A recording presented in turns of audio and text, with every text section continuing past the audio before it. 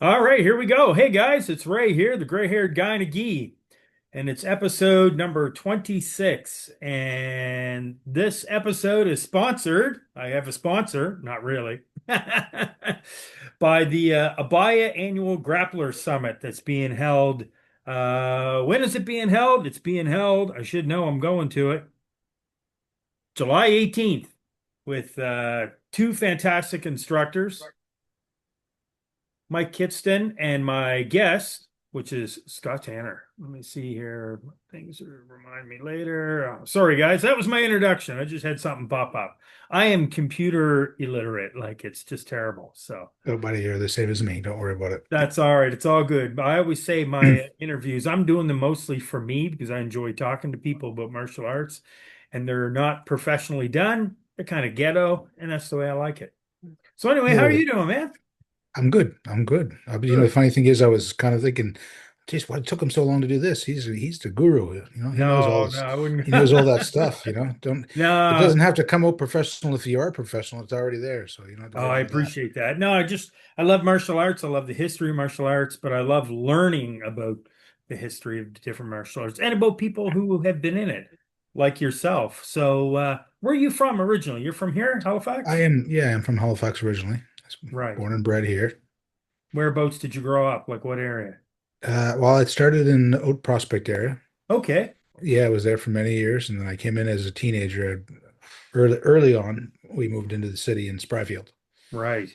which is, it's very close to where Shibokta Heights Judo Club was, where Bill Anderson was. Yeah. And Yeah. so, but I had been doing judo with Bill before that when I was living in Prospect, and then I went to Spryfield and just continued on until my late teens, and then in my late teens I went to Montreal for university Oh, and we're going to get for into judo. all that. So okay, let's go. So, am I allowed to ask?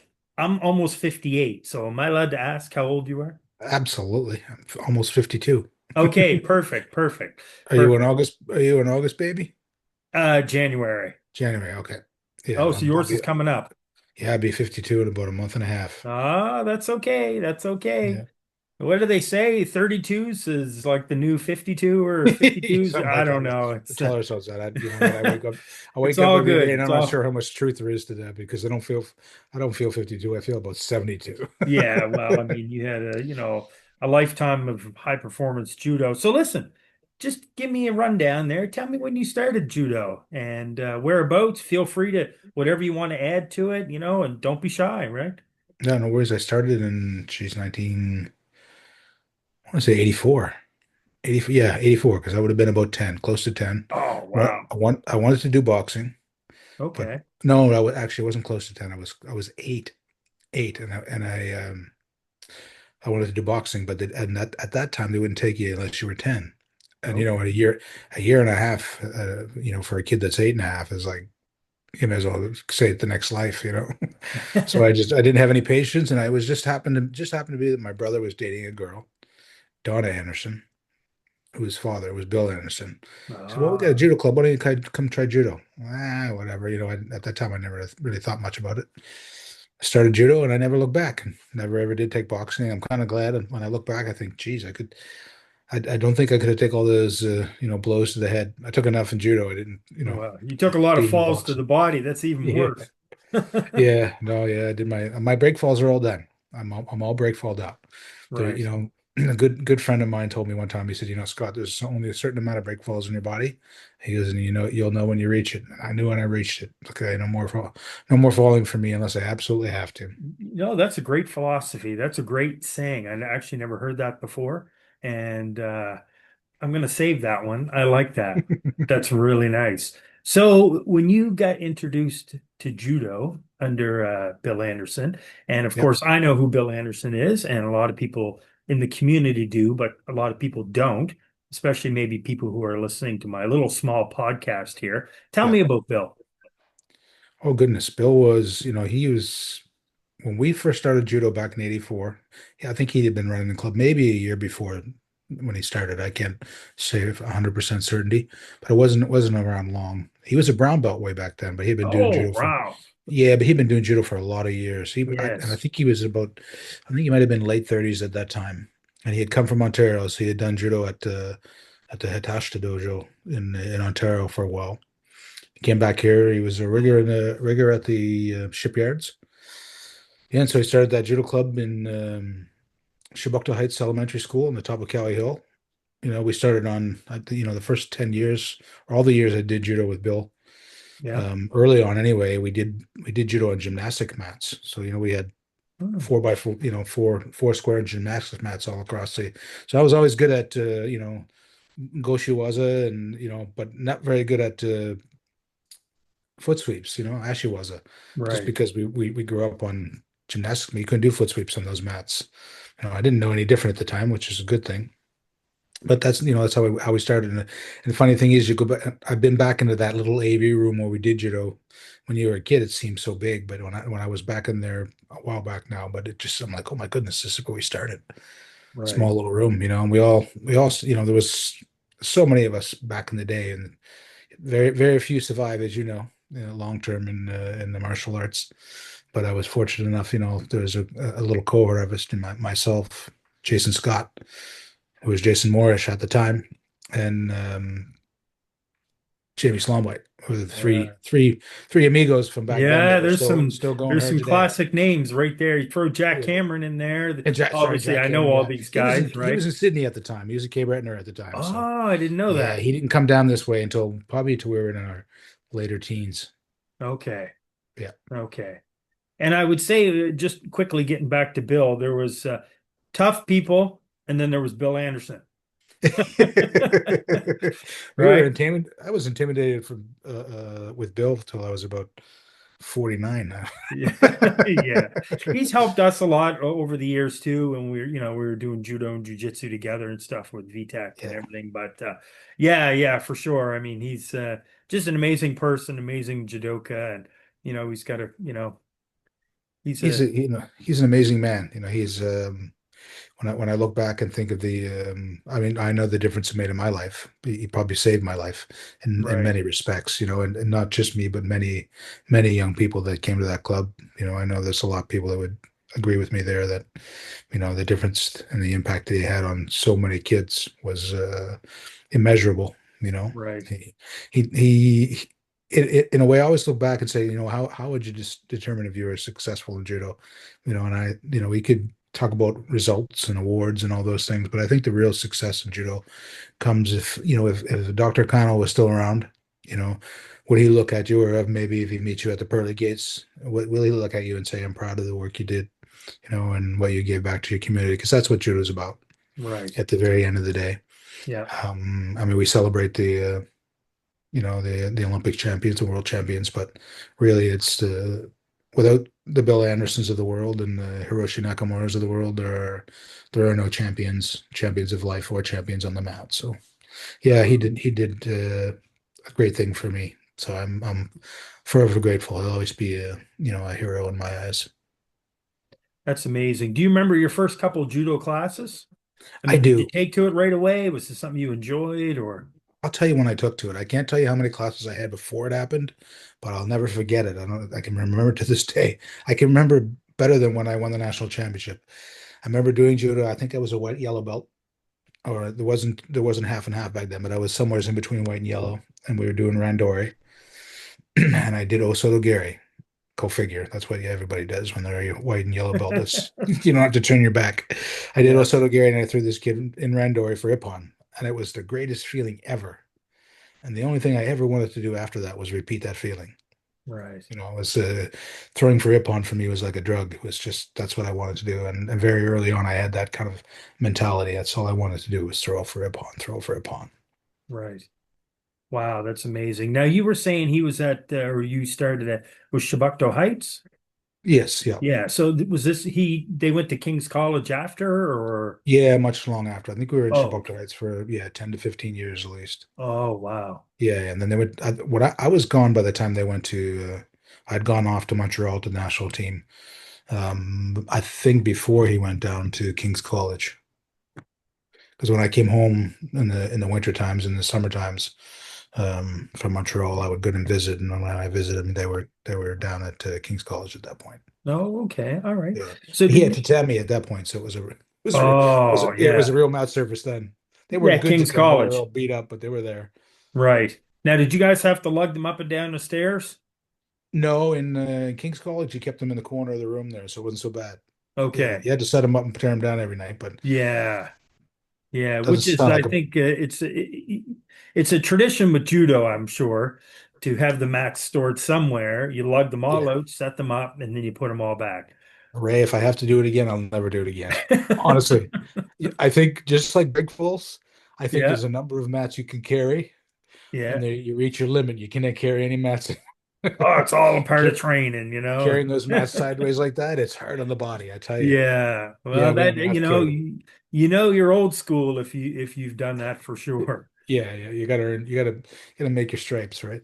What was judo like back then? So is this you're talking in the 80s, coming close to the 90s. Was there Yeah, a lot of judo around the city? Because obviously, I mean, there wasn't much at all. Not, I mean, I, when I took over a coaching role in 2008, 2007, 2008, I think judo was at its peak number wise. We had about 750 members. oh, And we dipped and we always dipped up and down, up and down. We're still dipping up and down. We never grow, we never shrink, or shrink or grow, or shrink or grow, but we always kind of flat state, and back then we were at a pretty good, if I look at where the clubs were in the province, we were at probably a much healthier situation because we had a lot of clubs in Cape Breton. We had a lot yeah, of clubs spread around the province, and the numbers weren't a whole lot different, but it was just spread out better. Now it's a little bit more concentrated. You have Numa, the big club in the city here, and then everything else is pretty small, surrounded around. Not much going on in Kibred anymore, which is kind of sad because they right. were a big part of Yeah, with part of Brian, the Brian equation. DeGoss and all Yeah, them. Brian's still going. Brian's Yeah, Brian's yeah, like a Brian's like a Bill. yeah. Terry You know, McFarland, all those yeah. guys. I don't think is going anymore. I'm not sure No, what his he's retired involvement. now. Yeah, his son Nick is over in Dartmouth, of course, Yeah, and Nick yeah, is fantastic, fantastic judoka. yeah. So So back yeah, then, sorry, go ahead. no, back then we were a lot of clubs. There was a lot of, I mean, when you're a kid, everything seems bigger than what it is, right? But back then, there was judo was pretty alive around the province. Tournaments were fairly well attended, and yeah, it was a good atmosphere. I mean, there were rivalries and whatnot, but it was a little bit, I would say, less polarized than it is now, but more spread out for sure. Right. Yeah, because back then all the arts really kept to themselves, like Taekwondo or karate, judo, even in Halifax, there Yeah. wasn't a lot of cross training back then. Yeah, the only thing that existed back then outside of our judo club was the YMCA. With in the early days when I was going to the YMCA, and how it really got turned on to Montreal. The only reason I got turned on to Montreal was from Bonnie Sherman. You remember Bonnie at all? Yeah, She was a I national remember the team name. judoka. Yeah, she was national team judoka, 48 kilos, national champion at one point as well. And yeah, she was at the YMCA. So, and I just wanted to do as much judo as I could. We did it 2 or 3 nights a week at Shabukta Heights, Yeah, but they did another couple nights down in the YMCA. And there was Bonnie Sherman, Dave Alder, who was a very skilled judoka, Dave Sheaves, Guy Esterbrooks, who's still around, amazing right. gentleman, and still around, still looks the same as he did when Yeah, I these met are when I all met him. classic names you're mentioning. It's Yeah, Guy's still around. He still looks the same. He's still an amazing man. So they yeah, were all down there. So I would go all the way into town. I was living in town at that point. I was in Sprotfield, so I would make the trip down to the YMCA and get whatever extra judo I could in. I couldn't get enough when I was that age, so it was right. whatever I had to do. Was the Dow Judo Club running? Because isn't that the I don't oldest judo think club? so. Or maybe I it's don't. not then. The Dow, I think Dow Judo Club, and I could be corrected very easily. I think they were in and out a bit because I don't think they were around at that point. I don't remember hearing Right. about them at all when they kind of came back on the scene, and it's kind of a hit or miss thing. Yeah, I didn't bring my book. I have a Ken Whitney put together, him and maybe someone else, the history of judo Nova Scotia. Yeah, And I have a copy of it. And it's just done like printed off on paper and it's kind of stapled together in like a book form. But yeah, it's got amazing history in there from like the 50s, 55, 56 with Perry Teal and all the guys yeah. that started I think that's judo where and Perry did judo out of Dell, I believe. I right. never. I think I may have met him, but yeah, he was before my time. But he was, from what I understand, he was one of the first, if not the first. Yes, yeah. But Yeah. Mike Zorich is still around. He knows a lot about that stuff. But Ken was a bit of a buff, bit of a history buff. Not only a great contributor to the sport, but a bit of a history buff too. And it's it was a good time to be around with a lot of good guys. Right. Right. So you got really involved in competition and like you gravitated towards that because I mean, I know you have a really big in-depth competition experience and training people and stuff. So is that something you just really preferred to do? Yeah, you know what? For me, like I said earlier, for me, scoring ippon was what it really drew me to the sport, throwing people, and you know that really drew me to the sport, and then competing. Wanting to win, wanting to win, wanting to be better. Right. And then at some point in my life, I got this idea about wanting to go to the Olympic Games, and then that became my fuel, and my drive forward. So, and then of course, when I went down to Bill, really wasn't really about that. Bill was more what you would consider a community coach. He talked about the Olympics and stuff too, but he really wasn't. He didn't have the skill set to that. And it was nothing against him. He just that wasn't his skill set. Wasn't where he came from. But in at the YMCA with Bonnie Sherman, she had that national team experience. She knew Mr. Nakamura. She'd been at the Shootokan for many, many years, so she Right. knew what that next level looked like and what it involved, and if you wanted to get there, what it entailed. So I was fortunate enough to run into Bonnie, and Bonnie's still around. Of course, she's out west now. She's been out west for quite a while, but and I'm pretty sure she's not active in judo any longer. But yeah, so she pointed me in the right direction, and I just kind of went from there. Once I finished high school, it gave me purpose to go to Montreal. And I had no real intent at that point about going to university, but I needed an excuse to get away from mom and dad. Say, hey, I want to go to Montreal. What are you going there for? I'm going to go to university. Oh, okay, so then I started there in university, and my real purpose was judo, but Yeah, well, that's kind of explain that. Explain go where did you train at and when you went to Montreal and kind of your overall experience there. well, it's changed a lot now. So Yeah. now there's a National Training Center that's housed inside of the Olympic Stadium. So Oh, what used to be the stadium for the Montreal Expos was a baseball stadium, and I had been in that stadium too. I watched a few Montreal games earlier on in my 20s when I was living in Montreal. But then I don't want to put a year on it, but not that long ago, because the government of Quebec has a much different point of view about sports and how they right. support sport. There's no reason. It's the main reason why they're as good at sport as they are, judo especially. So they decided to turn that inside of that Olympic Stadium into a bunch of different house a bunch of different national teams. So there's a national gymnastics facility in there, which is incredible. There's a couple other sports that are housed in there, and judo was lucky enough to get a spot in there as well. But that wasn't there when I started. When I moved to Montreal in 95. It was the National Training Center was held at the Shootokan Judo Club. So it Oh, was a private judo club that also housed the National Training Center. And Mr. Nakamura, Hiroshi Nakamura, was the head coach at that time. So our wow. national team had one head coach, not like it is now, where there's Right. 10 coaches in there. What is there now and what was really it speaks volumes to the amazing work that Mr. Nakamura did. Right. He created pretty much up until a short time ago. He created every Olympian that stepped on the mat in Canada for the most That's part, maybe incredible. with the exception of one or two, maybe Doug Rogers being one because Well, Doug was in Japan at the time, and maybe one or two that were out west. But most every judoka that's stepped on the Olympic mat has stepped through Shidokan, and that's a wow. testament to Mr. Nakamura and his not only his passion for the sport but his skill set. And that man is still on the mat in his 80s right now. Wow. Yeah, How was the training there? It must have been really intense, I would say. it was very tough. I describe it, and it's not an underestimate or a misinterpretation. I describe it as the first 2 years I was there, I was about getting beat up. You get thrown. People at that time would say, "Oh, that place is just a meat market. You go there and you get crushed." Well, that's the way it is. If you want to get good at something, Yeah. So for 2 years, I did a lot of break falls.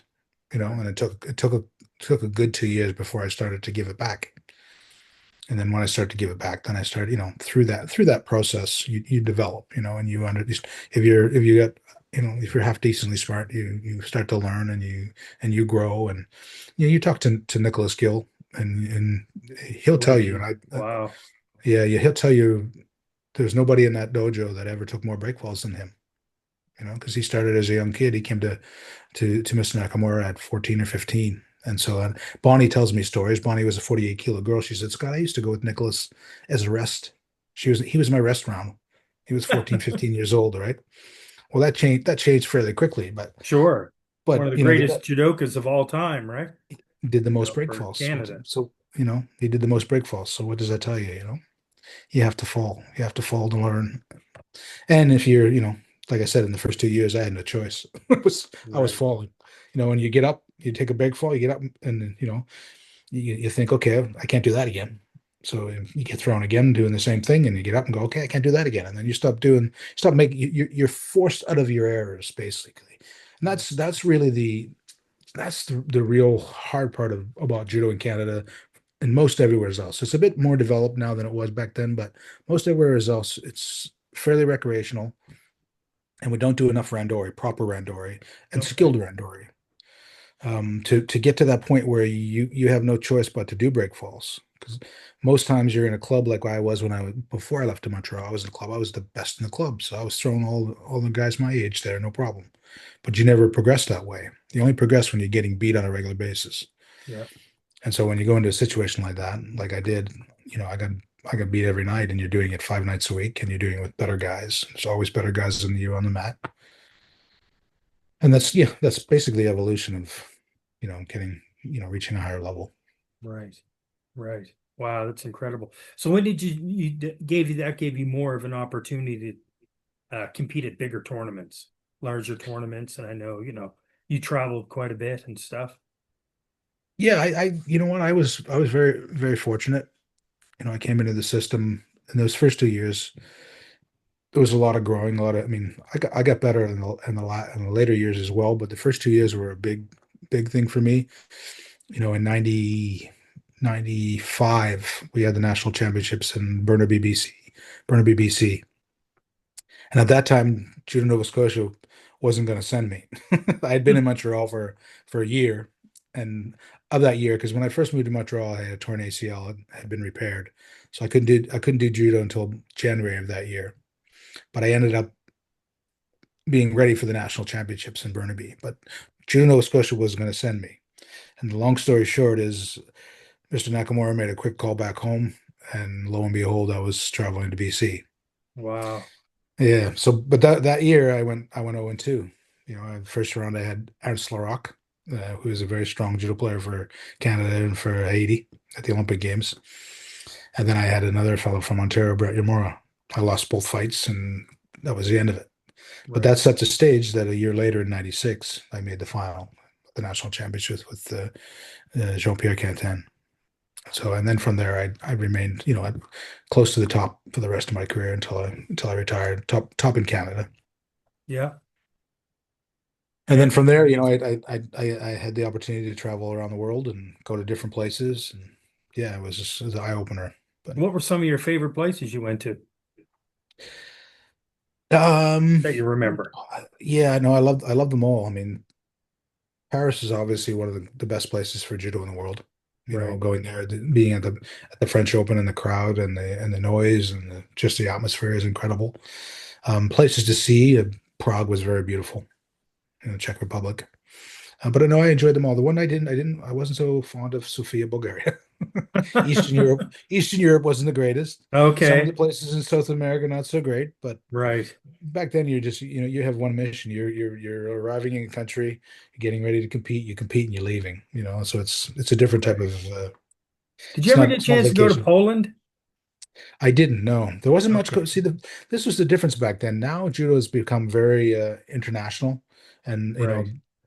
um big thanks to Marius Vieser, and they've been doing it for a number of years now, but they really revolutionized judo. They made it very tennis-like. So now, as you probably know, there's Grand Slams in Abu Dhabi and in Africa. They're everywhere. There's massive tournaments everywhere. Back in my time, there was a string of tournaments about 6 weeks long in Europe, and that was it. If you were hurt during that period, you missed all the major tournaments. Right. The French Open was always the French Open. It's called a Grand Slam now, but back then it was the French Open. The Okay. Tournoi de Paris, that was the major event. Still is the major event, one of the majors. And you had back in the day, it was called the Kano Cup. Now it's a Tokyo Grand Slam, but those tournaments were very condensed into a short period of the year. You had other tournaments, but they weren't the main World Cup tournaments that they consider now. And those tournaments were much bigger. So the last couple World Cups that I attended before I retired, there were 70 guys in the tournament, a number of world medalists and Olympic medalists. Now you'll get that at the Grand Slams, but at the smaller World Cups, it's nothing like that. So I Right. would say it's a much more difficult. And in many cases, there was no ranking, so there's no seeding. You know, you look at Nicholas in his day and Jimmy Pedro from the U.S.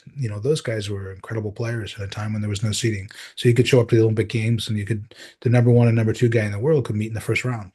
Right. It's not that way anymore, but if you apply the standards that we have now, I have no doubt that Nicholas would have won more medals than he did, and the same with Jimmy Pedro. But I say it's a tougher system back then, but I'm sure the people of today would say, no, no, who knows? Right. Wow. No, I just mentioned Poland because I remember in '97, me and Vitek, we went to Yeah. Poland. He was invited to this big, I think it was Amy Cotton was actually there competing in this tournament. And Okay. yeah, we went as guests and because Victor, of course, knew all the Yeah. people running it. We were there for a week. It was an amazing time and we got to train in Poland and train with the Russian Olympic Sambo team. And oh my Oh God, it wow. was crazy. Yeah. I mean, I was only a green belt in judo at the time, so which I still am a green belt, but it was definitely eye-opening just watching the tournament. We didn't obviously Yeah. compete. We were just as guests to watch, Yeah. but What an experience. yeah, it was just it was something I'll like you, right? Or something I'll never forget, like even Yeah. as a spectator. Well, the So Polish Judo Federation back at that time was the strongest it's ever been. They had produced multiple Olympic champions. One of our current national coaches right now, Janusz Pawłowski, a Polish gentleman who was second at the Olympic Games, at the same time as our former national director, Andrei Sadej, who was also a many-time European medalist, and then they had Waldek Lagan, also double. He was one of the first guys to win two Olympic gold medals, back to right, back. So right, that era of Polish judo was very, very strong. It's gone down fairly considerably since then, but that time period was by far their strongest period.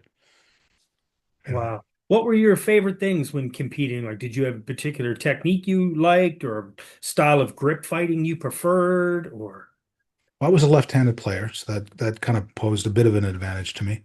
okay, Because yeah, lefties were kind of rare at the time. Although shortly after my time, instructors purposely started to train people on the left side because it was a statistical advantage, let's say at the very least. okay, My problem was there were no lefties in Montreal. right, So fighting left on left for right, me was always by far my weakness because I had no experience. There were two guys in my judo club that were lefties in Montreal at the national team. It was Nicholas Gill and Keith Morgan. One guy was 95 kilos and the other guy was, 86 kilos. Way too big and way too skilled for me. So okay, I always struggled against left-handed players internationally because I just didn't have the experience against them. right, Yeah, I was a traditional guy. I like two-hand judo, one in the collar, one in the sleeve. okay, Tai Toshi, Tani Otoshi, the switch back and forth between those two. I really favored Koga back in those days because he was our, Toshika Koga from Japan, who's passed now, but he was our big hero back then. So and he did stand up Tsunagi, so I like to do that. You right. know, And the but rules have those changed a lot since when you competed, right? Because they change every so many years. Like maybe before you could do leg grabs or leg attacks. Now I don't think you can, or maybe they're bringing it back now. And there was more Yeah. randori, more Osakomi Waza and stuff like that. Well, the one real positive, I mean, the rules have changed multiple times Oh, over the okay. years, and I wouldn't say it's made any more of a difference from one rule change to the next. You'll still see too many golden scores in judo, but it's because the level of the skill there is so high. Right. Um, but the one positive thing that's happened recently in the rule changes is they allow more time on the ground for Newaza. Right. And I think I had heard, and I haven't been following the rules as closely, but I believe at some point they're going to start penalizing for non-combativity on the ground, which they should, because there's a lot of Sure. guys would go down and turtle up and just not to get caught, which is the same philosophy in standing. If you stiff arm or you hold out and don't want to attack because you're afraid to get thrown, you get penalized for it. So it Yeah. should be the same Judo. concept. Yeah, conceptually it should be the same in Newaza. Right. It's not there yet, but maybe hopefully someday it will be. But the fact that they allow, as long as there's continuation and there's progression, they allow Newaza to continue, which is fantastic. Right. That was one of my stronger suits when I played in the national team. I was very strong in Newaza. Do you have a memory of one of your favorite tournaments that you were that may perhaps you won or that you did well at or something that means a lot to you? My national championship probably meant a lot to me because Bill was there. That was Okay. probably that's the most special event that I had, and being able to share that with him. At that time. Um, Results wise, I had a good win in Copenhagen at the Matsume Cup. That was a great time. I was there with a bunch of my French teammates and Stevie Edmonds from PEI and the late John Wilbert, who was a fantastic guy. I don't know if you remember John at all. Yes, I remember him. Yes. Yeah. Crazy, crazy He was German. from Germany, correct? Yeah, he was originally from Germany, Yes. living in PEI. Yeah. So double crazy, I guess you could say. Yeah. I But he remember was going there to a with, couple of his classes back in the 90s when I used to live in PEI. So, yeah. yeah. Yeah, no, he was there with us for some. I forget the reason why he came over, but he was kind of like the acting coach. But yeah, I had a great tournament there. I won that tournament, and I've had some other good results over the years. Those are Right. those are some of the ones that stand out, Okay. the I most to did me. Yeah, listen to your podcast, The Wrong Side of 35. yeah, You did that a while ago. And that was really like you guys talked a lot about performance, high performance judo and yeah. coaching and like man, I had to listen to it a couple times. It's pretty in depth and just like what's it take like quickly or just what's it take to get to that level? Because I mean you've went to the highest level for coaching. Basically you have your recreational Halifax rec judo coach and then you have national international judo coach. Yeah, you know what? Bill Anderson and Hiroshi Nakamura were my two coaches in my career, and both men played a very pivotal role in me becoming a a higher level judo player. Bill was I was very fortunate because Bill was very adamant about the basics. We did a lot of ukemi, Right. and as you know that in order to be a great judo player or a great martial artist, you have to be a good athlete first. And so because of that emphasis on ukemi and proper execution of techniques, and Bill was very traditionally, he always made us learn the Japanese, and so I had a very good upbringing in judo when I left. I was able to go and be fairly competent fairly quickly. I mean, in 2 years, I was reaching the top level of the national program. Now, mind you, what Mr. Nakamura gave me was far different than what Bill gave me. Mr. Nakamura was he's a legend. He's one of the very, very few people that I've ever met that can teach kids, that tall Yeah. to people like Nicholas Gill. Nicholas is who he is because of Mr. Nakamura. Right. He reached that level, and Sensei is by far for me probably one of the best judo players I've ever seen, and I've seen them all. I've seen most of them. Shohei Ono and all the latest guys, Kosei Inoue. I've been on the mat with those guys, and Mr. Nakamura, he can do every technique like it was his Takuya Waza. You know, his understanding and his passion for judo. And so the refinement and what I learned from him was another step or level above what I got from Bill. But Bill played a very pivotal role as well. So Right. without having those two men, I wouldn't have been able to reach the level that I reached. And so that's really the what it comes down to, is that you have to have a really good start, really good fundamentals. Fundamentals are the most important thing. And once you have a good base of fundamentals, you can build on that. But if you start with a good fundamentals, so with good athleticism and understanding, then it becomes very, very difficult. And you look at the best judo players in the world still are the Japanese. Time Right. and time again. There may be dips and ebbs and weaves in history for the Japanese team, but overall, they're still the best judo players, and they still play judo the way it's was always played, two hands, for the most part. So Very yeah, interesting.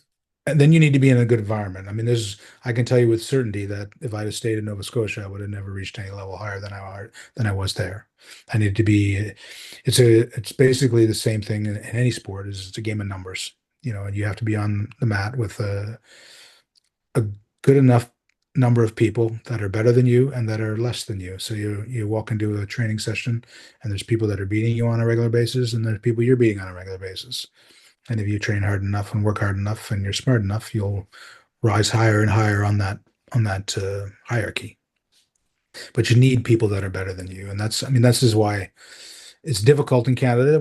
It's better now. We have a much different and incredible system that's been, you know, built by Nicholas off of Sensei's shoulders, I guess you could say.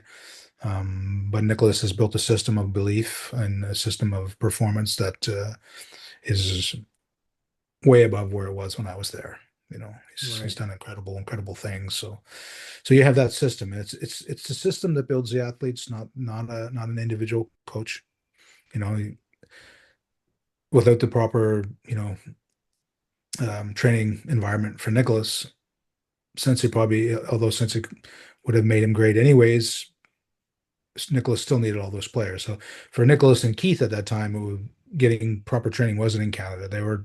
We were at Shidokan helping them prepare to go to Europe and to Asia to battle and to be ready for their major events.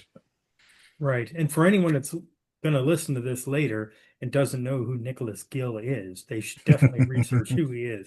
Because to be fair, there are people, newer people to the arts, that won't know who that is. And obviously, he's a legend in Canadian judo, just like the other ones. Yeah, So, Nicholas is a very special entity. You look at the results that we've had over the last 10, 15, 10, yeah, maybe I guess 2012 is when Antoine came through in London. He won the bronze medal. Since that time, we've had Jessica Klimkate reach the Olympic podium, Catherine Beauchemin-Pinard, Krista Taguchi recently became the first Olympic champion from Canada. And it would be easy to look at Taguchi and say, hey, that young lady is the best that we've ever had. But in my opinion, as a longtime judo player, the best person to ever step foot on the mat, competitively speaking, is Nicholas Gill because he's a trailblazer.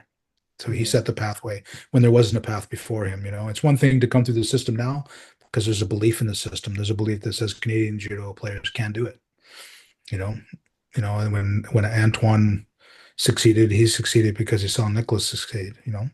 But Nicholas did it without all that. He did it by himself. I mean, we had medals before that. Kevin Doherty, Phil Takahashi. Doug back in the day. They all produced individual results here and there, but what Nicholas did was entirely different. It was like I say, a trailblazing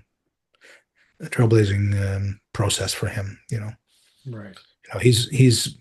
He's not himself without Mr. Nakamura. But they're both two different gentlemen. And like I said, Sensei could take a kid from 5 to the Olympic podium. Nicholas is a specialist. He's a specialist in the system that he designed that exists now in Canada, but he's a specialist. When it comes to coaching. Nicholas is not the kind of guy that's going to be on the mat with a 5-year-old, but he's the Right. kind of guy that can, guide a guy like Antoine Volo Fortier to a podium at the World Championships or Olympic Games. You talking about these two gentlemen just kind of reminds me, and I could be wrong, but reminds me of the relationship between Doug Rogers and Kimura, because Yes, very that's similar. very much the same. Of Doug Rogers, of course, was in the Olympics as well, and he's from Canada. He's Yep. from Nova Scotia originally, Yep. and he often. I only had a chance to meet him once at King's College Judo when he was here before. I think it was a number of years before he passed, Yep. and he came and did a little bit of a class and had a talk and stuff. But anytime he talked about Kimura, he would still, you could see he was getting upset with, very emotional talking about it. So that Yeah. relationship was just, it's crazy. It's just amazing how good it was. Yeah, and you know it's funny you don't when you're young and I'll say young and stupid like I was back in my 20s. You don't realize you don't have the gratitude for what you have, and so I'll never forget I was in the British Open competing one year, and a Japanese player at the time, Hirotaka Okada, was a world champion and Olympic medalist at the same podium as Nicholas in '92. Um, he was there, and I'd watched him fold his judo gi in a particular way, and I thought how cool that was. He got his judo gi so small and compact. So I went up to him and said, "Oh, hi, Mr. Okada. Would you mind showing me this judo gi, how you did that?" So he showed it to me, and we began to talk. And he asked me, he said, "Well, where do you do judo?" I said, "Oh, I did judo in Montreal with a man named Mr. Hiroshi Nakamura," and he was just he the amount of respect and reverence he had for us now, it just really set me back and went, wow. So I learned from that day on how big of Wow. a name Hiroshi Nakamura was not just in Canada, Canadian judo, but in the world of judo. So Right. yeah. And then over the years and more importantly now, I'm very, very honored and grateful to have been on the mat with that man for the time that I was. That's amazing. Moving out of your competition, when did you finally realize, okay, I've done enough tournaments, think I'm getting, maybe you just feel you had enough? You know what? I knew I was done the last time I sat on the operating table. Oh, geez. Oh, no. Yeah, no, I came home. And of course, my wife at the time, she was pregnant with our first child, Sierra, who later on became a higher level judo player as well. But she was giving birth to Sierra, so she actually gave birth to Sierra in Montreal. But then shortly after that, I'd realized at one point that the Olympic Games wasn't in my future. Although it was very, very, very difficult for me to let go of that dream. Sure. I knew that it wasn't probably going to happen. So I'd moved back home with a young family, and even when I got back home, I still hung on to the dream, and I still wanted to keep competing. And I was competing in the 1 or 2 years that I was home, and then I ended up tearing my labrum in my shoulder at Oh, against Nick Tritton. uh, He was just a young lad back then, 19 years old, coming up through the system, but tough as nails. And we were just doing randori at the national camp, and I just felt my shoulder go. And like it didn't hurt, and it wasn't like dislocated or anything, but it was my labrum. So it was, and I shortly after that ended up getting on the operating table on Christmas or New Year's Eve. Actually, it happened, and I remember sitting and looking at the ceiling. I said, "Okay, I'm done. Can't come back here again." wow. Yeah.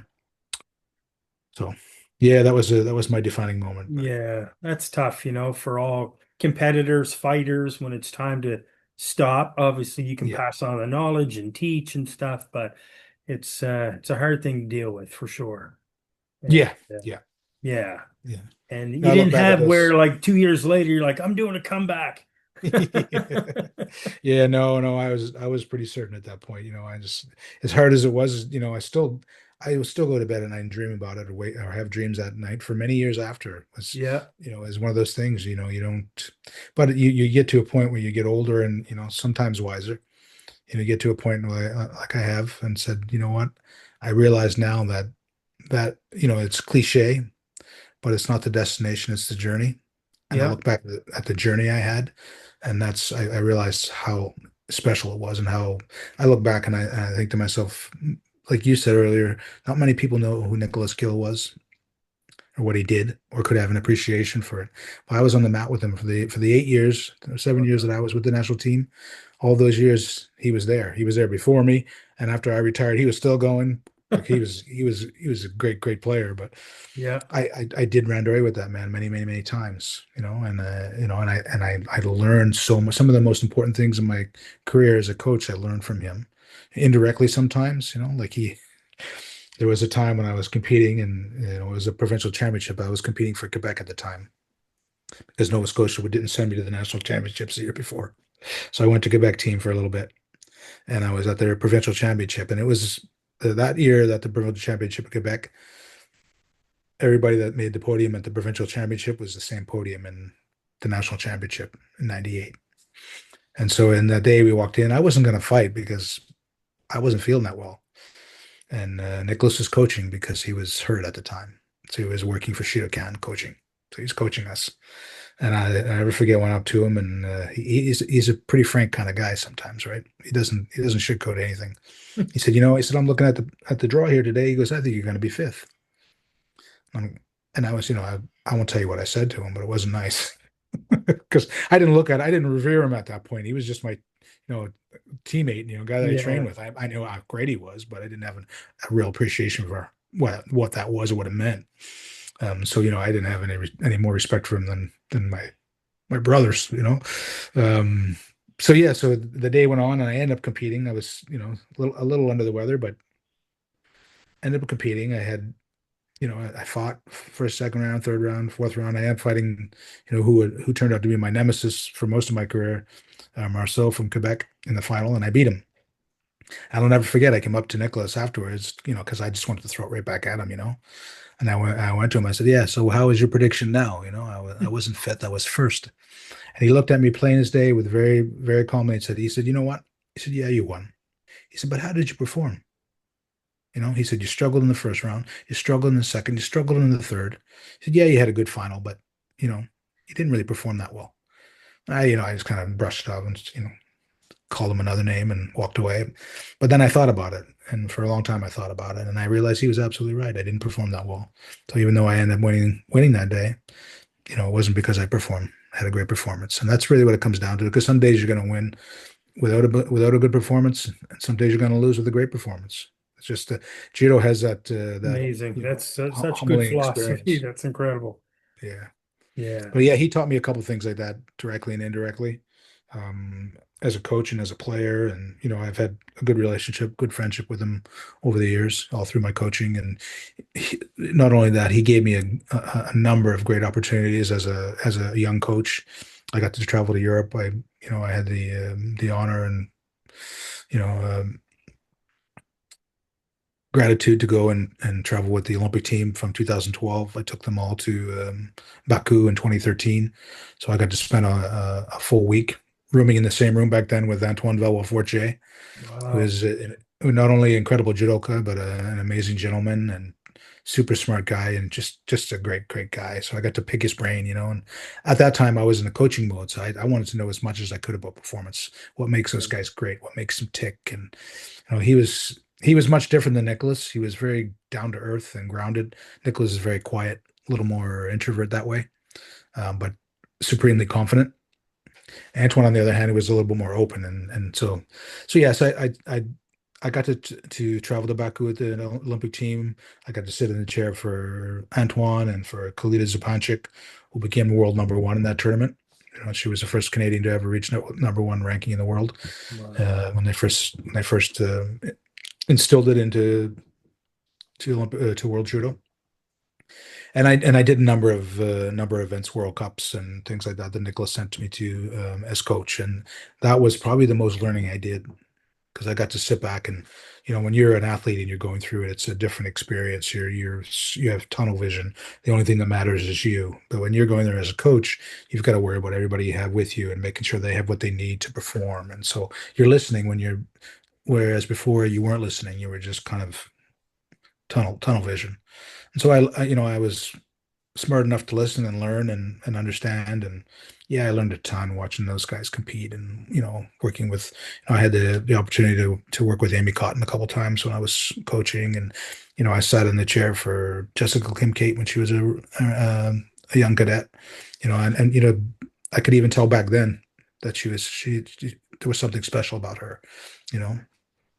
I'll never forget. We went to there's a big tournament, big women's tournament in Germany, in a place called Thuringia. And so I got sent there a couple times to coach with Ewan Beaton and a couple other coaches. And one of the years we were there, I got to sit with Jessica, and I'll never forget it because that it's a big, big tournament. There's sometimes 60, 70 girls in one division. And so she was fighting the day, she was having a good day, two or three wins in, and then she comes up against this blue belt Russian girl. And I could see the first 2 minutes, she was coming hard, and Jessica's a thrower, and she couldn't throw this girl. And then I started to see her slowly descend, a little bit by a little bit by a little bit. By the end of the match, she ended up losing the match. And she came back and went through the repechage and won, I want to say three or four more fights, and ended up on the podium. But I noticed it and I thought to myself, you know what? She couldn't throw that girl. And she started to panic because it was a blue belt. She thought this should be easy. It Right. wasn't easy. And she panicked and then lost the fight. And so I asked her, and she would only been a young girl at that point, 17 maybe. I said, so what happened to you today? What happened? She goes, you know what? I was fighting that girl. She said, I thought I was going to throw her easily, and I didn't. And I started to panic a little bit after that. And then I just shut down.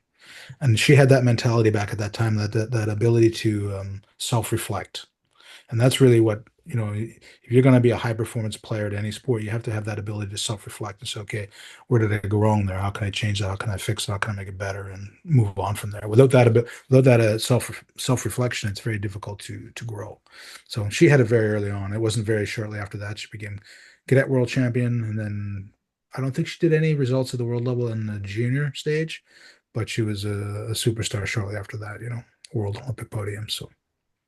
Yeah, so I had that opportunity. I was Wow, very man, great. that's just incredible. Yeah. Your story on a whole different subject, I guess, maybe. Your whole story reminds me of a fellow we both know is Jake McKenzie. Jake, yeah. And I just interviewed him a little while ago too. And he has an incredible story in Brazilian Jiu-Jitsu. So, Yeah. different martial art, even though we're all related anyway. We won't get into that. But yeah, like just it's incredible that what he's achieved. It's very similar to what you've done, and just the journey training under the top people and in two different arts. It's just and of course, I, I Jake. had I had Jake. Jake was working on some things here with me a couple years ago now at the dojo in my house here. He came over and we did some stuff together. And I got to say that he's an amazing guy, But one of the greatest things about him, when he walked in the door, I would have thought he was a judo guy because just the level of respect he has and the way he carries himself. He's the most humble guy you'll ever meet, and I met all the jiu-jitsu guys in the area here, and there's a lot of great guys. But Jake is just he's a different guy for me. There's no secret why he's as good as he is. I don't think, I mean, I may be speaking out of tongue here, but I don't think people realize how good he is. Because you have to be a certain level. A lot of people wouldn't realize what it takes to get to where Nicholas got to, you know. Right. I didn't get to that level, but I certainly have an understanding of what it takes to get there because I had seen it. I'd seen it and I'd seen many people produce it. And I got to know those kind of people and what the effort they put in and their mentality and stuff like that. So to understand how good he is, you really have to have had some kind of experience at that level. So I think it may be very difficult for a lot of people around here to really appreciate what he's done. It's not the medals. It's the hours in Brazil, doing his Yeah. thing and his It's the craft. time on the mats, right? It's It's the time just on the man, what he knows. yeah, That's the measure of a man, not medals. yeah. That is But true. he's just yeah. I love that guy. Yeah. He's one of my It's funny one of when you my said you think he was a heroes. judo guy because Yeah, I was at his club once. I took one session there before I interviewed his wife, but his class was very traditional. It yeah, was a little bit of a bow in. There was a warm up, traditional warm up, very much like a judo class. And yeah, he spoke a lot in Portuguese, of course, but I'm like, this is right up my alley because I love this traditional yeah, stuff where, yeah, classes have changed a lot nowadays and a lot of on different subject now, like in a lot of more sport-based schools. You just come in, the music's playing, you warm up a little bit, you do a couple techniques, and then you roll. So yeah. they're still keeping that traditional aspect. For some people like it, some people don't, but I like Well, it I personally. think there's absolutely that if you'd ever played music at the dojo and Mr. Nakamura, he'd probably beat you. That's just you didn't do those kind of things. Yeah, There was early days on. There were different colored judo gis. When I first started down there, I don't think there was blue and white. We were still wearing sashes, I think, at the very beginning. yeah. But then there was pinkies at one point, and you couldn't show up to if you show up to judo with a blue pants on and a white top, you got yelled at. It Yeah. had to be it had to be all the same color. Unless you were So Gene LaBelle and you had a pink key. I won't yeah, keep you too much longer, but I'm good. I'm Um, enjoying this. So yeah, if you need to shut it down, you shut it down. But no, it's all good. I love talking about martial arts. So, okay, I'm gonna pick your brain. Well, the popularity now of Brazilian Jiu-Jitsu, of course, yeah, has overtaken a lot of different martial arts, and people are like, "Why is it so popular?" I always say, "Well, it it came out really roughly around the same time the internet came out and the social media. So, you can find internet social media stuff on judo, karate, taekwondo, but for some reason it just became really popular, obviously because of UFC and all that other stuff, but came out at the right time. I think if Brazilian Jiu-Jitsu would have come out in the 70s, would have been like, yeah, okay. I mean, even though it was around in yeah. the 70s, I mean, what people so people understand it's how it's become so mainstream now. And sorry, my ADHD is taking over. I started No. rambling on, but what do you think of Brazilian Jiu-Jitsu? Oh goodness, you're going to put me on the hot seat here, buddy. No, no. I No, mean, no. It's okay. It's a but what my style of answer. Brazilian Jiu-Jitsu? There, we can get into that because there's gi, Well, there's no gi, there's combat Jiu-Jitsu, there's American Jiu-Jitsu. I mean, Gracie uh, Jiu-Jitsu. You know, I don't really get much out of no gi, to be honest. I mean, that's fine. I grew up in a gi environment. There's so much more that you can do, and there's so much more judo is about controlling your opponent. Through kumikata and in newaza, it's all about control. You take that gi away, it's just kind of a free for all. And so I think it's Submission wrestling. I'm not saying it's yeah, I'm not saying it's any less difficult, but it's not as technical. And what I really loved about judo and I love about judo is the technicality of it, the technical aspect. The Right. best players, the Onos of the world, they're just incredibly technically, they're the Michael Jordan type guys. Sure. Um, now what might make me unpopular That's is okay. is I, I really believe that UFC or that Brazilian Jiu-Jitsu became mainstream because of the Gracies and because of the UFC. Oh, of And course. I mean, they had a History marketing, proves it. It's proven. yeah, they had a marketing thing right from the beginning. Yep. Now it's not as big now, and I mean, still in the UFC, they're all still doing jiu-jitsu, but it's not talked about. It was the only thing talked about back there in the days, right? Yes. But now there's the guys that are coming into to the UFC are skilled in so many areas and highly skilled in a lot of those areas. It's not always just jiu-jitsu. Yeah. Well, Um, wrestling is the so number one art in the UFC, they say now, statistically. yeah, Wrestlers. exactly. So. Because there's no gi, right? Yeah. So that's why judo doesn't thrive in there. It thrives. You're going to have some good players like, Ronda Rousey was a great UFC Carl girl. Parisian. Pearl Parisian, yeah, I wrestled Carl. with Yeah. that guy. Did you? Yes, I Apparently did he in was on the California. apparently he was on the scene back in my time, but I don't remember him. I don't Yeah, remember he him, was a but he had nice won a fella. couple of He beat me tournaments. like 4 times in a row. So Yeah.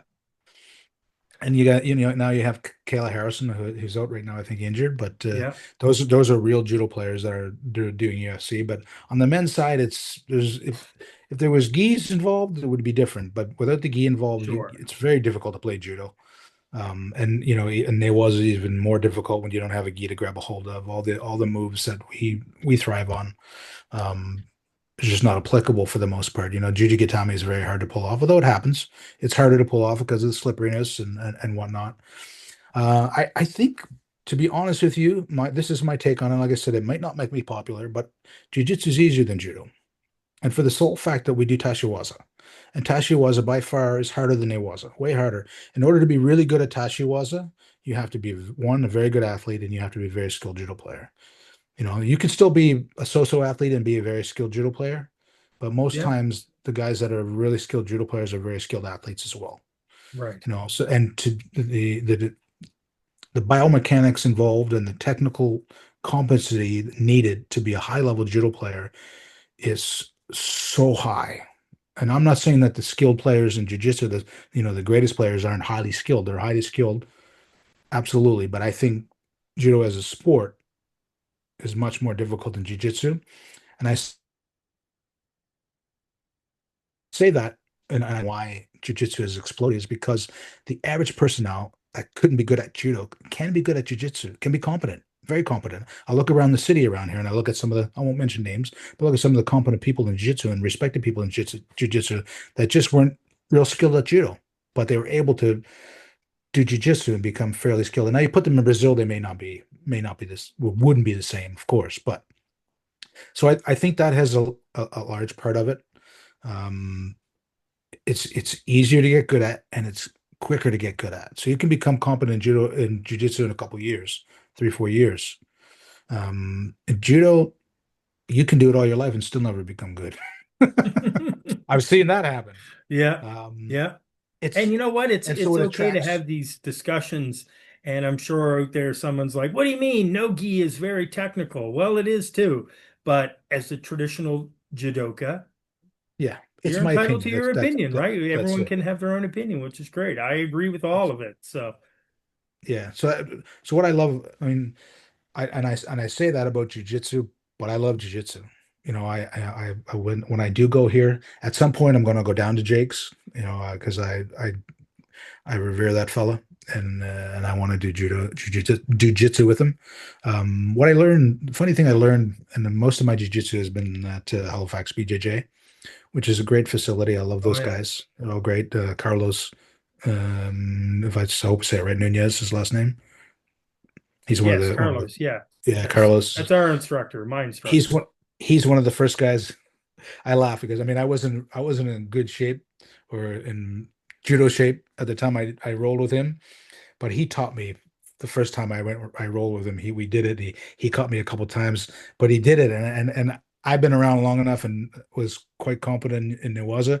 I felt the whole time I was with that guy, I'm like, this guy's a step ahead of me, and I knew he was a step ahead of me, but I couldn't stop him. I'm like, bugger, he's a step ahead of me. He's setting me up, but I just didn't have the skill base or the aerobic capacity to keep up with him. But all those guys down there, they're highly skilled guys, and they're good guys. And you can go down there. I love everybody. You can go down there in the morning, and like you said, you do 10, 15 minutes, and then you roll. So it's in an hour, I get a workout. I don't need to Yeah. do judo or anything anymore for 2 hours like I used to. Wow. Yeah. Sometimes 3 hours we would go, but now in an hour and 15 minutes, I'm good. I'm good. Thank you. So Well, I'm sure it's yeah, all over like North America, but let's just talk about Nova Scotia quickly. There's so many people that are cross training now in judo and jiu-jitsu.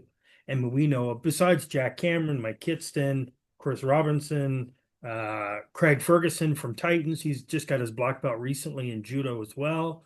And I yeah, think he's a second degree black belt in Brazilian jiu-jitsu. I could be wrong. And so, and there's more, there's just even in Cape Breton, there's a Ken Peters. yeah. Kent Peters, I know Kent. Yeah, Yeah, yeah, he's a great guy, and I'm sure there's more up that way. I'm sorry if I forgot people, but so yeah, many people are cross training in judo. Even Josh Presley, he was going to Numa. yeah, Josh Presley's an amazing grappler, no gi guy, yeah, both, yep, but he likes no gi. But yeah, still, he's cross training in judo too. So I mean, yeah. And you have Wayne Jenkins up in Cape Breton. exact. There's another He's guy. Sprawl Yeah, Brawl, and yeah. I think it's fantastic. The one thing that I always, from being in judo for all these years, and you've seen it all, like I have. Jiu-jitsu has exploded because it's they they just have something that we don't. They get away from the traditional. They're playing music, they're having fun. They're wearing cool gis, all the tradition that's hurt judo. They've put that aside. Now sure. they have their own barriers as well. But I mean, if you look at the growth in Brazilian Jiu-Jitsu in Nova Scotia and the amount of black belts being produced, they're just killing judo. So 124 black belts now in the yeah, they're province. just killing. Well, I mean, just look at the numbers. Our numbers have never been remotely close. If you were to count all the numbers, now they're from my perspective, from being a sportsman and being in the sports system, they're disorganized and they don't have a coaching. They don't have a coaching curriculum. They're not connected with Sport Canada. And if you're Yeah. not connected with Sport Canada, you Which is don't my really. other question I have for you coming up. I have one. I So, had one well, saved for you. let's cut to there. I'll just say that they're doing a great job. They've professionalized it. So if you go to that's one thing I really respect about Halifax BJJ. It's professional. You go in there, they treat it professionally. You're rolling around the mat with professionals. They're doctors, lawyers, you name it. Yeah. You can go in there and you can run into any kind of person, and everybody respects everybody. And so I like that about it. It was really a continuation for me. I mean, when I first came back from Montreal, I did a bit of jujitsu with Peter Martel, Yeah. and when they were He's down in the another bottom of legend. Yeah, when they were down in the bottom of Chalk Lake Community Center. Oh, yes. Okay. Yeah, so Yeah. I did a I bit remember there. I that did a spot. bit I was when never they in went there, to but I remember Evansville. it. So I did a little bit with Kevin and Kevin. Oh my goodness, what's his last name? Kevin Taylor. Yeah. Taylor. Sorry, Kevin Yeah. Taylor. No, that's You okay. know, They're the yeah, those guys are legendary. You yeah, know, they're like the just pioneers for BJJ in Nova tough, Scotia. tough boys. Yeah. Tough boys. One thing Yeah, real quick, when you were talking about professionalism and stuff, what I've noticed was um in HRM, Nova Scotia, most very successful Brazilian Jiu-Jitsu schools now have morning, noon, and night classes 7 days a week. yeah, Whereas, and even when I was doing Japanese Jiu-Jitsu and Judo, you'd go every Tuesday, Thursday night to class. And then yeah, you try to go do a different judo club to train the other nights. But now it seems to be the availability. Like they have students that just go 6 a.m. every morning and they only yeah. go to the 6 a.m. class. And And there's a that's lot of it. people in the mat at that time. Yeah. Yeah, that's the professionalism of it. When somebody's making a living at it, when putting food on their table is a matter of how they run their jiu-jitsu club, that creates a different mentality than somebody that doesn't do that. And we're all very recreational outside of Jason Scott, who's a professional judo coach now. He's running his club and Yeah. his way of living depends on how he runs his club, and so he has to be available and has to be, so he's running it very similar to what the jiu-jitsu guys are doing, and he's very Right. successful at it right now, right? Because he runs a good program. Here's my question for you, and I will try to make this one relatively quick. There's been talk in the community, the Brazilian Jiu-Jitsu community, not by me. There's just someone called me and say, Ray, what do you think of this?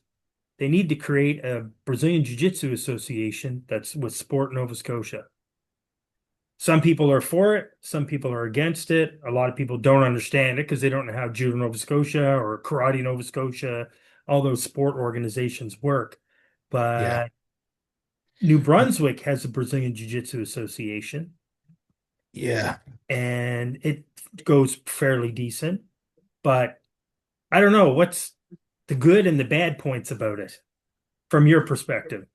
Well, as soon as you're involved in something like Sport Nova Scotia and a government funded and driven organization, you become subject to their rules and policies and whatnot. And that I think it was one of the Gracies that I just caught a clip I think was on Facebook, and he was talking about why he's happy that that the jiu-jitsu is not in the Olympics, Hmm. because as soon as it becomes the Olympics, you're governed by not by the rules of the sport anymore, but by what sells on television and what makes it, and more viewers and things like that, and that's what drives, and that's where judo is. It's why judo's changed so often, because we were facing a very threatening time back in 2008 when there were still leg grabs and things like that, and the consensus was that we look at like jacketed wrestling, and so we had to change our rules: no more leg grabs, no more, so that we became distinct from wrestling.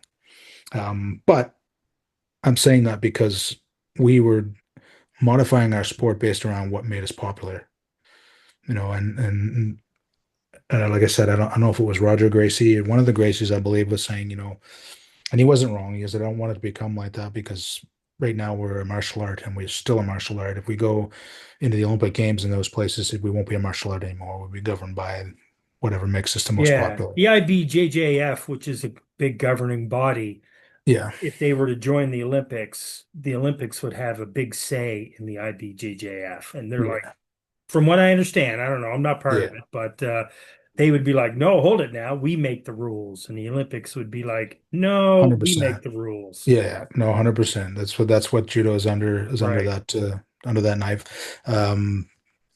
Yeah, I don't know how um Brazilian Jiu-Jitsu did it in New Brunswick. I was surprised to hear. I think it's fantastic. I think if Yeah. you really, I if could you tell want, you all about it, but because that we would take another half an hour. But they did because it. my They did it. And they my did it understanding without is, a bigger organization, but they did do yeah. it. But here, when I was talking to some people about it, I just explained, it's a lot of work. It's a lot of work to create Oh, but you know, you can't imagine how much work would be involved. Because, like I said, I don't know how they did it, but if you look at all the, having been part of the sports system as a administrator, I can tell you all the different rules and regulations to running tournaments, for instance. I see stuff here, jiu-jitsu tournaments run here, and I compare it to the judo tournament. I go, we would never be able to do that in a judo tournament because it's just too dangerous. There's no safety provisions. It's not like there should be, or there would be if you were governed Yeah. by, a bigger sporting body. So all Each of those jujitsu hoops tournament you have in to Nova jump through. Scotia, they all follow sort of the same pattern, but they have slightly different rules and stuff. So there's Well, not it's not as one set standard. no, and as rules are one thing, but jiu-jitsu by nature is not as dangerous as judo because there's not that much falling. I'm not Right. saying it's not dangerous. There is dangerous areas involved. Um, but judo by nature, the falling aspect of it makes it very dangerous, very prone to concussion, as you know, and things like that. So we have a very set of stringent rules around concussion, and so that in order to become a recognized sport through Sport Canada, the amount of hoops that you have to jump through, coaching certification programs, and to name a small fraction of it, there's just it's immense, and you have to have a lot of people involved to do that. So for jiu-jitsu to get to that level, I'm not saying it's impossible. It's definitely possible. A lot of sports have done it, but it's a lot of work, and it requires it requires cooperation. When I look around the jiu-jitsu community right now, what I see is something very similar to what exists in Taekwondo, a very fractionated community, not always together. This one doesn't like that one, and you can't go to this school if you're from that school. And I may be making a misinterpretation. I apologize to the jiu-jitsu community if that is the case, but that's kind of the feeling I got being around it. This one doesn't like that one, and it's in Right. judo too. It's not just Yeah, no, jiu-jitsu. I understand. And just to clarify, it, it's pretty much not like that anymore. I think maybe at one point in time it was, but a lot of people cross train at different schools now, and Yep. you're pretty much there are probably one or two clubs in the city that don't like you cross training with other people, but Yeah. for the most part, people train wherever they want. People are very Yeah. welcoming that way. Oh, So. that's And great. I That's only good know because that because I'm involved now in the community yeah. where back in the 2000s I wasn't. Yeah. Well, But I'll be totally honest with you. I never met anybody in jiu-jitsu I didn't like. Honestly, there was but I met some people in judo I didn't like, but I haven't had that experience in jiu-jitsu yet. okay, two more quick things, or one quick thing before our speed round. Let's Okay. talk about this Grappler Summit that's coming up, hosted by Abaya Windsor. Yep. It's one of the most biggest events that I'm so looking forward to because besides yourself, there's Mike Kitston going to be there, who's like the OG of BJJ and a judo guy too, Yep. So just quickly tell me what are you looking forward to? I mean, you're doing 2 hours of judo. Yeah, I'm just, you know what? I always love it when I'm on the mats. I love teaching, and I love teaching basics because I think, like I said to you earlier, without the fundamentals, you can't really reach the top level, and the importance of the fundamentals can't be understated. So that's kind of my approach for the weekend is to come in and give something that's basic but applicable. So people are going to go, okay, It's the yeah, okay, best. that's, It's you the know, best. you could show them some obscure techniques. One of the last clinics I've done, like real true judo clinics, they had asked me to do like a reverse Uchimata. It's like Trying to that think didn't about really that in my that didn't head. I exist when it don't didn't exist when I did judo for one. But with know. that those kind of things, those kind of techniques exist because everybody has to try to find a way to beat the Japanese, Right. right? All these techniques, these different obscure techniques are there because people are trying to find a way to beat the Japanese because the Japanese two-handed judo it's unbeatable when it's done right, That's why you have the Onos of the world and the Kosei Inues of the world. But Right. those techniques, I mean, I'm not saying they're not relevant techniques or good techniques. They're obscure techniques, and they require a higher level of athleticism and power, and that can only be done at the highest level. You know, having showing kids to do that kind of judo is not really Yeah. relevant or safe for that matter. But So the training, I think, in case anyone's wondering, they do advertise it's geared towards beginner, intermediate level, although yes, anybody could go, which yeah, I think is great because you can always work on your basics, learn different skills, learn different little gems, as I call them, right? That are like, hey, I yeah. didn't know about that particular grip and how to put my hand this way and This is the engage. beauty of jiu-jitsu is that you're not restricted, right? Judo is so restrictive now in some ways. it's gotten better in the last little bit, but at one point it was very restricted where you could put your hands and how you put your hands. Now it's opening up a little bit, but the beauty of jujitsu, and when I had the honor to work with Jake McKenzie, I was showing some stuff, and I'm like, I can't do this in judo, but I can show it to you. Look at this, you know, Right. just where we drip the gis, and so I'm hoping this weekend to be able to give the people a little bit of judo things that they'll be able to take and relate to jujitsu right away. Say that's going to help my game, Right. understanding, and just some technical things. They'll go, okay, yeah, we don't do it that way, or we do it that way, but this is a bit different way to do it. And then just some understanding why it's not. It's is equally, if not more important, to understand why as it is how. So Okay. I'm a why guy. There you Why do you go. do it this Oh, I'm way? looking forward to it. Okay, here we go. We're gonna wrap it up. But this is called a lightning round. Okay. So they got to be. I'm gonna try to do quick questions, and you can do as quick as you can answers. Okay. Okay, I'll see if I screw this up or not. But anyway, favorite throw. Hayatoshi. Okay, favorite grip. Sleeve collar. uh, least favorite technique to defend. Oh, Tsunage. Okay, there you go. Favorite judoka of all time. Hiroshi Nakamura. Oh, there you go. Do you have a favorite And training? Bill Anderson. There you go. Yeah, And absolutely. Jigoro Kano. Those are my three. Do you have a favorite training drill that you used to really enjoy doing? Like, the rope or sorry, the belt around the tree thing? No, you know what? My favorite I know it's not a drill necessarily, but Randori. Uh, Randori is the sharpening the stone for judo. there you go. So I love Biggest Randori. biggest pet peeve in a dojo. And it can be Uh, anything. oh goodness, that's a good. Somebody doesn't cut their toenails. Oh, geez. Yeah, yeah. You can't see it, but I got a fingernail right in here from the other day from doing grappling, and Oh someone's yikes. their hand come up and Yeah. it wasn't a lady, it was a man, and I'm just like, man, I hope that doesn't get infected. Yeah, yikes. Um, biggest pet peeve in the dojo. I think I just asked you that. Sorry. If you could train with any judoka in history, past or present, you can Oh, even name a couple of them. okay. Okano Sensei, Hiroshi Nakamura's Senpai. I would love to have trained with him because he's considered one of the greatest of all time. Um, of course, Shohei Ono, Koga, Koga. Those are my heroes. Right. Heroes growing up and heroes as an older man watching. That's I had the good. opportunity to watch Ono in 2019. I was a photographer at that event, and he had a special thing about him, just some kind of aura when he walked into the stadium that nobody else in that tournament, and then we're talking about the best in the world, nobody else had this aura about them like he did. I can't describe it for you. I just know that it existed and that this guy was something I've never seen before. Yeah, Yeah. So did you judo with him? That would be pretty amazing. that's good.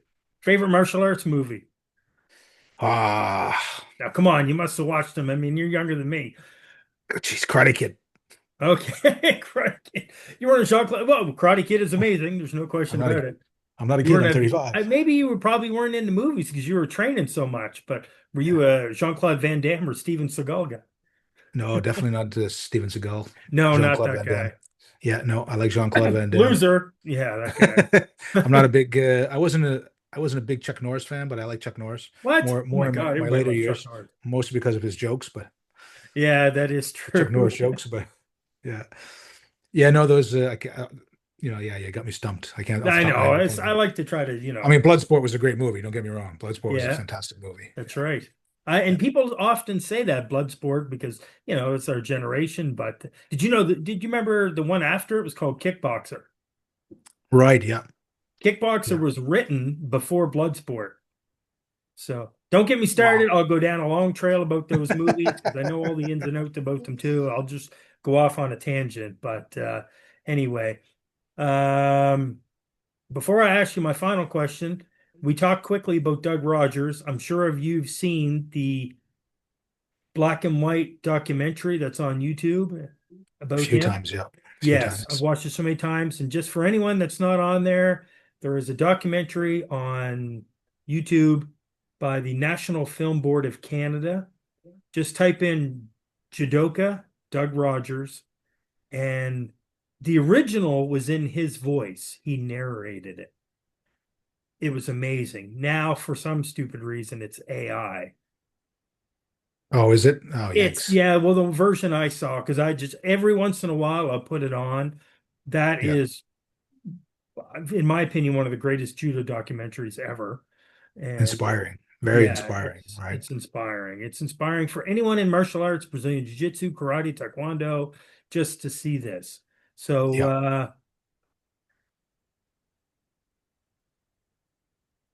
oh, had a brain freeze. It's okay. Okay, there we are. Okay, listen, Scott, it's been amazing. Who is Scott Tanner? Tell me. I'm a father and a husband and a judoka. Ah, right there. That's My it. greatest, my greatest, my greatest achievements are my family.